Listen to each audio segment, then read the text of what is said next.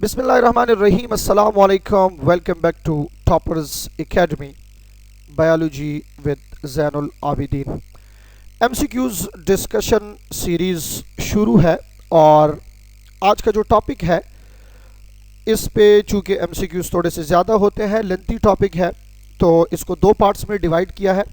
एक पार्ट की डिस्कशन अभी होगी और इस पे एक और वीडियो भी नेक्स्ट बनाएंगे। So the topic is cell membrane, plasma membrane और सेल मेम्ब्रेन के कुछ MCQs आज डिस्कस कर रहे हैं। गौर से देखते जाएं, कुछ चीज़ें यहाँ इंतहाई इम्पॉर्टेंट है, अक्सर स्टूडेंट इसमें गलती कर लेते हैं, स्पेशली फंक्शनल डाइवर्सिटी जो इसकी है उसको सीखना MCQs के लिए इंतहाई ज़रूरी है। ओके जी, look at question number 1. According to fluid mosaic model of cell membrane, which one is like a C? अब प्लाज्मा मेम्ब्रेन में हमारे पास मॉलिक्यूलर डाइवर्सिटी है, प्रोटीन भी है, लिपिड भी है, कार्बोहाइड्रेट भी है, कोलेस्ट्रॉल भी है। ये सारी चीज़ें जो है ये प्लाज्मा मेम्ब्रेन में मौजूद है।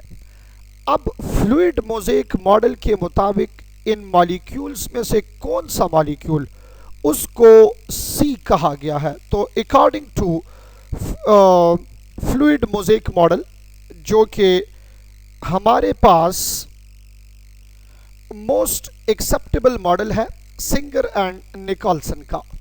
अच्छा जी, ऑप्शंस हमारे पास है प्रोटीन, परमीज, कार्बोहाइड्रेट और लिपिड्स।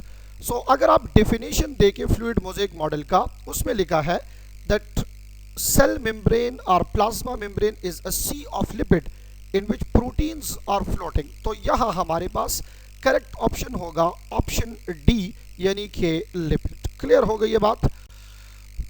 अच्छा जी, नेक्स्ट क्वेश्चन हमारे पास है which of the following is found in least quantity in cell membrane? out of all the molecules जो कि प्लाज्मा मेम्ब्रेन में है, कौन सा सबसे कम क्वांटिटी में है? तो ऑप्शंस आपके पास है कार्बोहाइड्रेट, प्रोटीन एंड लिपिड, या ऑल आर सेम। भाई सेम तो नहीं है। अब ये याद रखें, प्रोटीन की क्वांटिटी परसेंटेज को लेके अगर आप देखें तो ये 60 to 80% है, लिपिड्स जो है वो 20 to 40% है, कार्बोहाइड्रेट ट्रेस अमाउंट में 2 to 3% प्रेजेंट होता है। तो करेक्ट ऑप्शन इस क्वेश्चन में इन ऑप्शंस को देख के ऑप्शन ए है।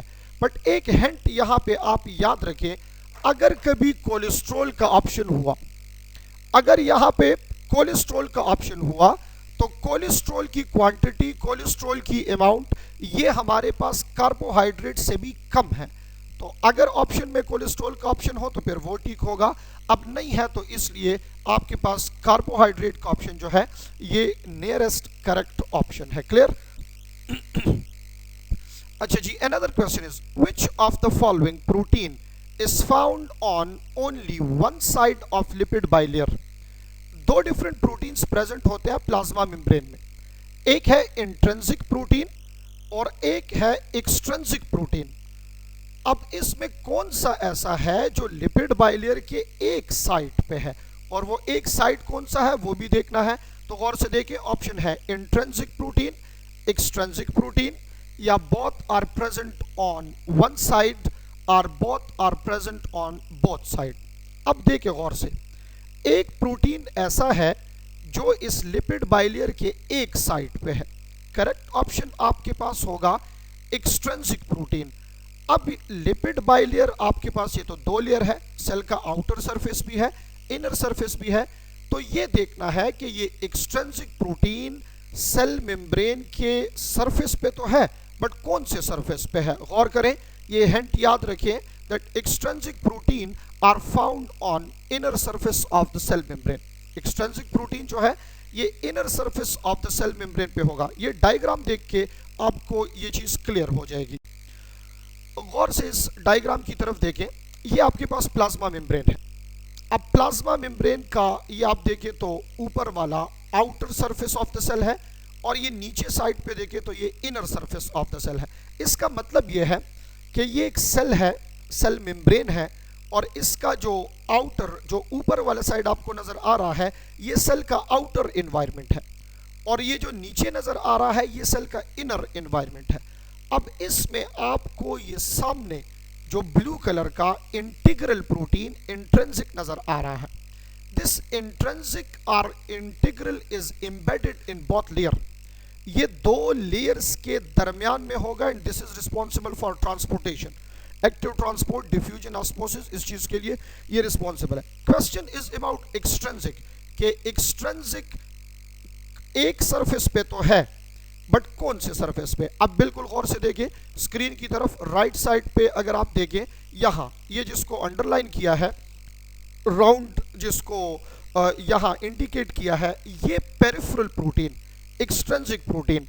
तो अब आप देखिए ये क्लियर नजर आ रहा है कि ये इनर सरफेस पे है, ठीक है, ये इनर सरफेस पे है and this is called extrinsic protein. मेरी बात यहां गौर से सुने, this extrinsic protein act as a receptor site. कौन सा रिसेप्टर साइट?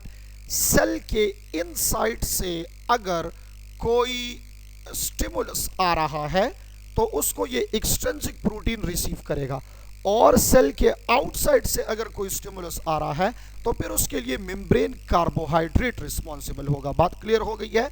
इसलिए एक्सट्रिंसिक प्रोटीन वन साइड पे है और वो one side of the lipid bilayer कौन सा है? Inner surface of the cell membrane. तो अगर आपसे पूछा जाए extrinsic protein act as receptor site from dash of the cell, outer environment या इनर एनवायरनमेंट, तो इनर एनवायरनमेंट में जो चेंजेस आती है उसको ये एक्सट्रिंसिक प्रोटीन रिसीव करेगा। एक्सट्रिंसिक आउटसाइड, तो स्टूडेंट अक्सर ये गलती करते हैं कि ये सेल का आउटसाइड है, ये सेल का आउटसाइड नहीं है, सेल मेम्ब्रेन का आउटसाइड है और सेल के कौन से सरफेस पे है?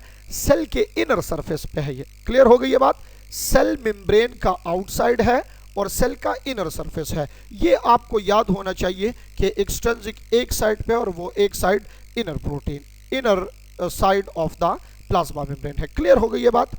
अच्छा जी, नेक्स्ट एमसीक्यू हमारे पास है, pick up a protein which is responsible for active transport. As you know, active transport वो होता है जिसमें एक्सपेंडिचर ऑफ एनर्जी हो। एक्टिव ट्रांसपोर्ट वो होता है जो सेल के एनर्जी को यूज करे। अब एक्टिव ट्रांसपोर्ट के लिए प्लाज्मा मेम्ब्रेन का कौन सा प्रोटीन रिस्पॉन्सिबल है? ऑप्शन है इंटीग्रल प्रोटीन, मेम्ब्रेन कार्बोहाइड्रेट या एक्सट्रिंसिक प्रोटीन या बोथ एंड भी। अब क्वेश्चन में तो क्लियर कट प्रोटीन का पूछा है बट आपने देखना है कि इंटीग्रल या एक्सट्रिंसिक। तो इससे पहले के एमसीक्यूज में हमने एक्सट्रिंसिक की बात की जो कि रिसेप्टर साइड है। इंटीग्रल प्रोटीन जो डायग्राम में आपने वो ब्लू कलर का देखा, इस डायग्राम में ये जो इंटीग्रल प्रोटीन है ये ट्रांसपोर्ट के लिए रिस्पॉन्सिबल है। और ये भी याद रखें, इधर करेक्ट ऑप्शन ऑप्शन ए है, बट ये याद रखना होगा कि ये सिर्फ एक्टिव ट्रांसपोर्ट के लिए नहीं बल्कि this is also involve in diffusion as well as osmosis. Diffusion में भी, ऑस्मोसिस में भी, यानी तीनों तरह का जो हमारे पास ट्रांसपोर्ट है उसके लिए रिस्पॉन्सिबल कौन है? इंट्रिंसिक प्रोटीन या this is also called integral protein. Clear हो गई ये बात? ये कुछ एमसीक्यू है, कुछ कंसेप्चुअल चीजें हैं जो सेल मेम्ब्रेन आपको क्लियर करना होगा। कोशिश करता हूं कि जो सेल मेम्ब्रेन का पूरा एक टॉपिक है जिसमें इंट्रिंसिक, एक्सट्रिंसिक, कार्बोहाइड्रेट, प्रोटीन, ये सारी चीजें इसको क्लियर कर सकें, तो इस पे कंप्लीट वीडियो और लेक्चर एक्सप्लेनेशन इसकी अपलोड करेंगे, तब आप एमसीक्यूज और आसानी से सॉल्व कर पाएंगे। तो सेल मेम्ब्रेन का कुछ और भी सेल मेम्ब्रेन के ऊपर एमसीक्यूज है, उसको इंशाल्लाह नेक्स्ट पार्ट में डिस्कस करते हैं। मिलते हैं एक और लेक्चर में। Thank you so much. अल्लाह हाफिज़।